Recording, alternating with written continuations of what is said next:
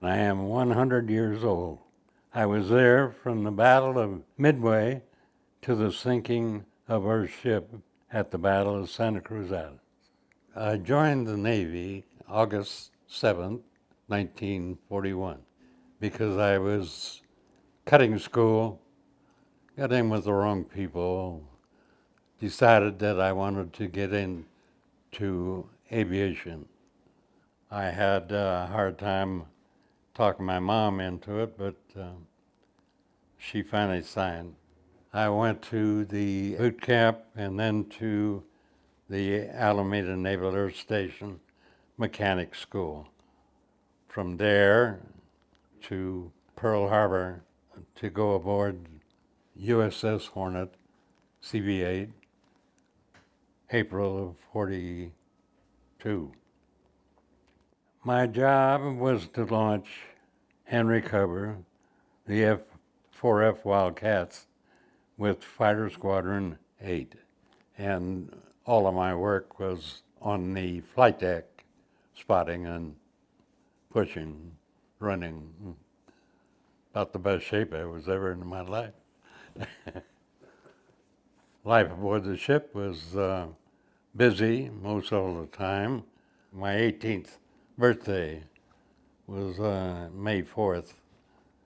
In the Battle of Midway, after we launched the planes, take off away from the ship, there was nothing much for us to do at that time other than sit and wait.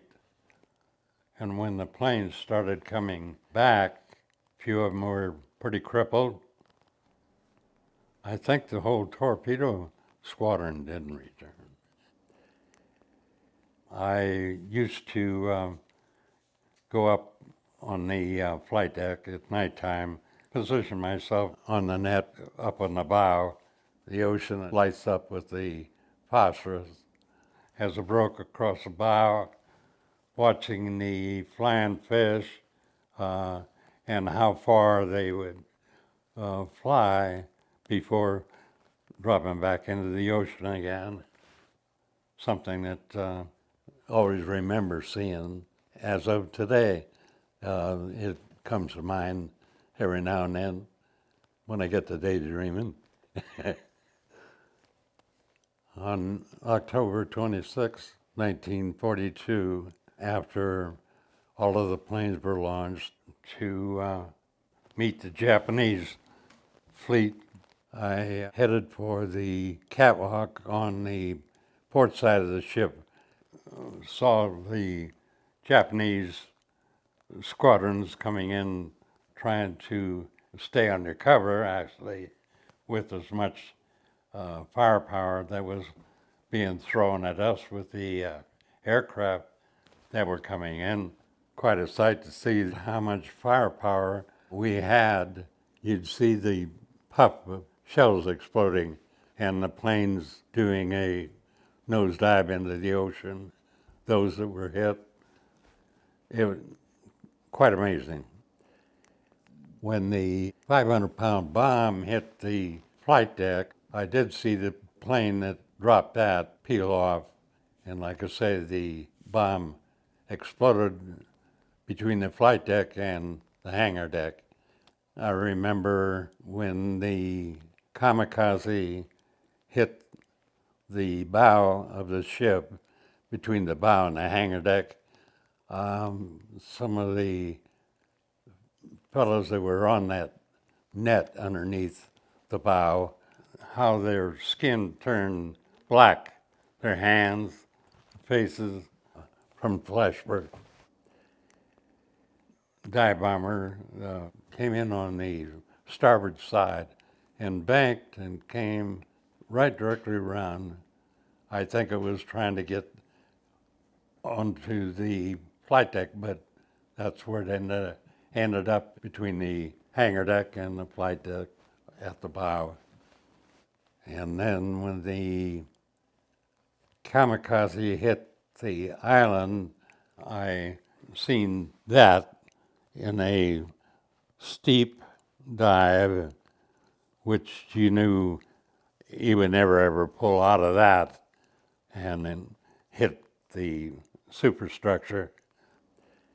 I did watch it all the way to the point where it hit the island, and of course the big flash of flame from the explosion. I immediately went to jump up on the flight deck to go help put the fire out it, and was pulled back, luckily, because they were strafing the flight deck at the time. I don't know who it was, never got a chance to thank, too much going on. I got up over to the superstructure to help fight the fire. After I got the fire out, I went below to the hangar deck, wanting to see what damage had been done, and it was a pretty bad picture. A lot of my buddies and shipmates, not a good scene. The ship was listing quite badly, and the abandoned ship came over the loudspeaker. I probably was in the last of the people when we abandoned the ship. It'll stay with me. It still does. One of the guys from the bombing squadron picked up a piece of a dive bomber that hit the island before we abandoned ship. I went over the side on cargo net, climbed down cargo net to a destroyer, and then later transferred to cruiser, and then into New Caledonia. I don't remember a lot about New Caledonia other than I was able to get into the water, which was a river that had a lot of water leeches. Got in and got out. Used to tap torpedoes to get some of the alcohol off of the torpedoes, and then the raisins and letting it foment. Pretty wild stuff. Did a good job on me. My mates in the tent that we were staying in picked me up and set me outside. I guess I was pretty well messed up.